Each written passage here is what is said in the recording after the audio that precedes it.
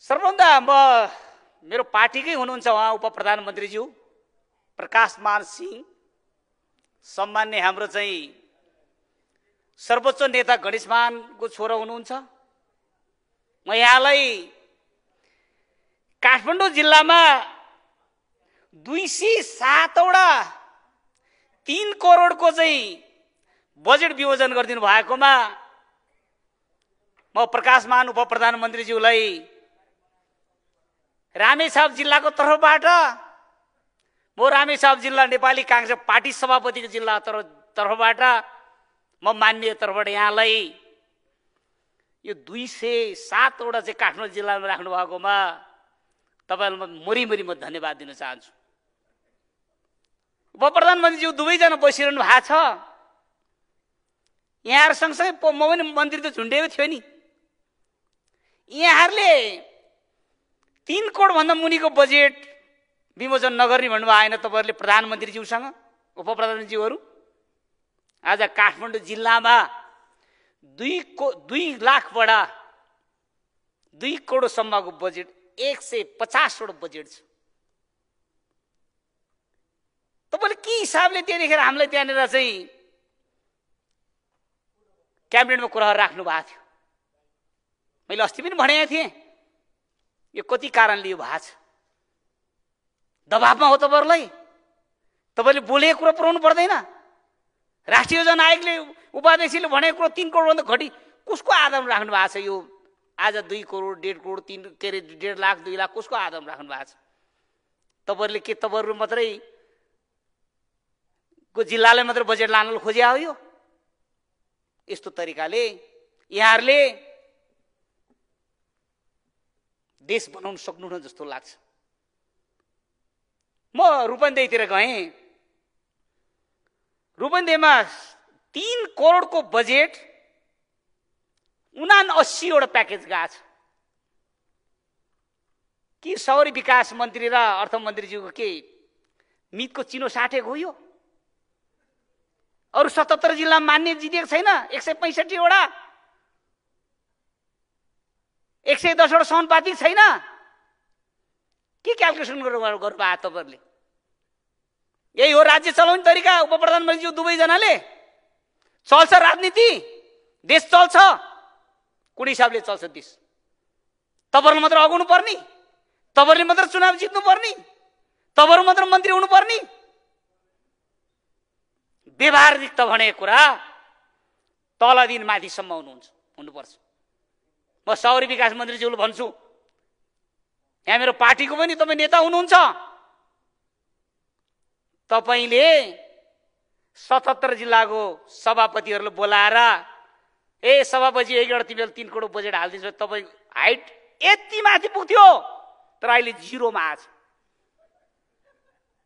हुन त तपाईले एउटा कुरा म विश्वास तपाईले के दिलाउँछु भने यो काठमाडौँमा जन्मेको ललितपुर भक्तपुर तेरे यस्तै जन्मेको मानिसहरु, म 34 सालदेखि काठमाडौँ बसेको, सबैजना दिशा पिसाब गर्दाखेरि पनि यता यो बगरतिर जान्थ्यो, यता बाजे यता बोजू यता नाति यताहरु हुन्थ्यो उहाँहरु। तपाईहरु यो रिङ रोड भित्र जन्मेको मानिसहरु तपाईहरुसँग छैन। टिबिटिन भाषामा भन्छ दिमिन्दु घाइचिकी दिमाग कहाँ छ? तपाईले के काठमाडौँ मात्र देख्नुभयो यो चाहिँ 207 और 3 करोड बजेट हाल्ने? अरु 77 जिल्लामा छैन? रूपन्देहीमा 79वटा हाल्ने? यसरी चल्छ? यसरी फेरि तपाई त प्रधानमन्त्रीमा लाइन पुगेको मान्छे। तपाईको पिता गणेशमान सिंहलाई चाहिँ प्रधानमन्त्री खाऊ भन्दाखेरि बौद्ध लाउने बेलामा चाहिँ नखाएको छोरा तपाई। यो तरिकाले तपाईले अब के हुनुहुन्छ? तपाई अब कहाँ जानुहुन्छ राजनीतिमा? अब यस्तै तरिकाले चाहिँ 77 जिल्लाको चाहिँ हामी हो नि महाधिवेशन भएर चाहिँ 15 मा आउने त हामी हो नि। तपाईको त्यो बेलामा नारा जुलुस गरिदियो भने तपाई इज्जत कहाँ पुग्छ? तपाईले काठमाडौँ जिल्लालाई देख्ने? तपाईले रामेछाप तपाईले मैले निवेदन दिएँ थिएँ। तपाईको बुवाले मेरो रामेछाप जिल्लामा 2टा स्कुल त्यहाँनिर चाहिँ एउटा स्कुलहरु छ, त्यहाँ 2 जना बाजियो, त्यहाँनिर त्यो ग्रुप बाजियो, बिर्केश्वर महाबी भन्ने गणेश मानले गएर उद्घाटन गरिदिनु भयो। त्यहाँ लडाइँ पर्यो दुईटो, उहाँले दुवै ठाउँ त्यो स्कुललाई बाँडिदिनु भयो। दुईटै स्कुललाई दुवै ठाउँ तिमीहरू स्कुल बाँडिदिनु भयो। मैले त्यो बाटोको लागि तपाईँलाई निवेदन दिएँ थिएँ। तपाईँले मलाई आज मान्ने मात्र सोचेको? नेपाली काङ्ग्रेसको जिल्ला सभापति कुनै पनि महाधिवेशन महासमिति कार्य समिति कुनै पनि नउठेर जितेको पार्टी, बुझ्नुभयो? म मेरो जिल्लामा 150 किलोमिटर मैले व्यक्तिगत बाटो खनिदिएँ होला। 14वटा एम्बुलेन्स दिएको छु मैले। त्यसै आउँछ 47,100 मत। यो तरिकाले गर्थे तपाईँले सुध्रिनुहोस्। म त एउटा जनजातिको छोरा, एउटा मान्ने, तपाईँले मैले सिधा कुरा गरिदिएँ। तपाईँ सुध्रिनुहोस् भनेर भनिदिए।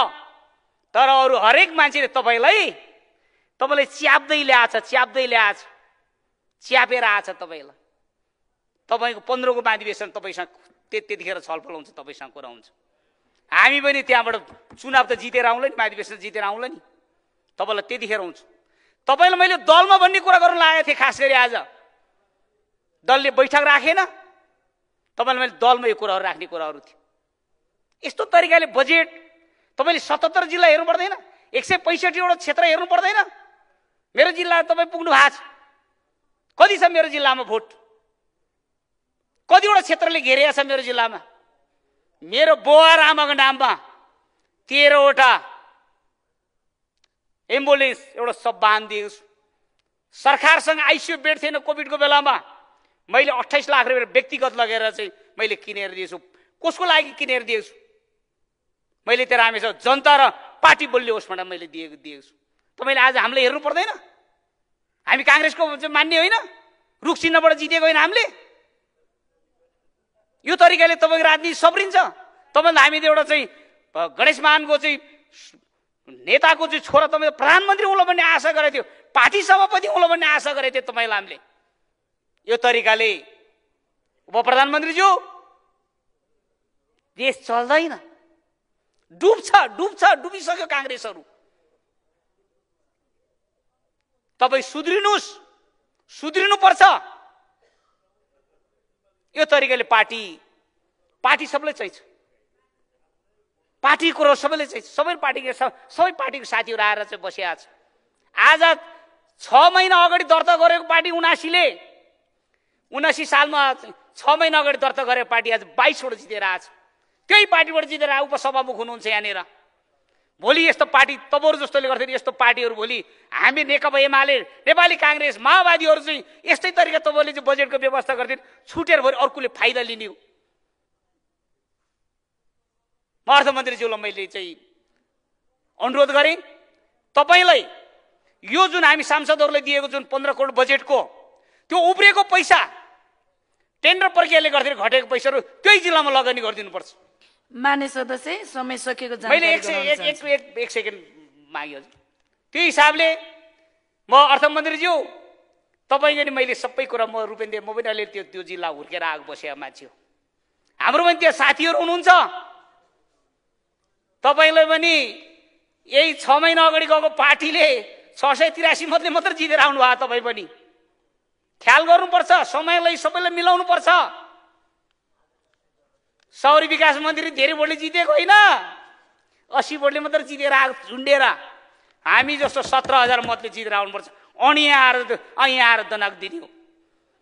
तपाईँ अर्थमन्त्री हो, तपाईँलाई काङ्ग्रेसको फेला नपरे, काङ्ग्रेस लुते काङ्ग्रेस भएर हो। घन्टीले 683 मतले मात्र सबैको रिपोर्टहरू हामीले लिएर बसेका छ। म यहाँ अन्तिममा सहमुख महोदय, मैले शहरी विकासको किताबलाई मैले लिएको छु। साथीहरूले यो किताबहरू च्यात्ने काम गरेँ। म यो जनतालाई कर तिरेको पैसाले बनाएको किताब हो। म च्यात्दिनँ। म बुद्ध भगवान् पशुपतिनाथसँग सम्झेर यो किताबले ढोगेर 84 को चुनावमा यो दुईटी उप प्रधानमन्त्री कुनै पनि दुईटी उप प्रधानमन्त्री यो हाउसमा नआओस् भन्ने कुरा म बुद्ध भगवान् र पशुपतिनाथ प्रार्थना गर्दै बिदा हुन्छु। धन्यवाद, नमस्कार, जय नेपाल।